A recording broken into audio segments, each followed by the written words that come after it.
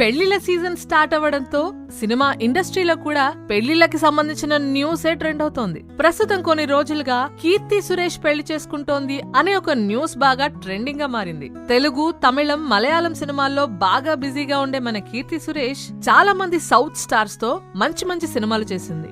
అయితే రీసెంట్ గా వచ్చిన న్యూస్ ప్రకారం ఈ ఇయర్ ఎండింగ్ లో తను పెళ్లి చేసుకోబోతుందనే ఒక వార్త వినిపించింది.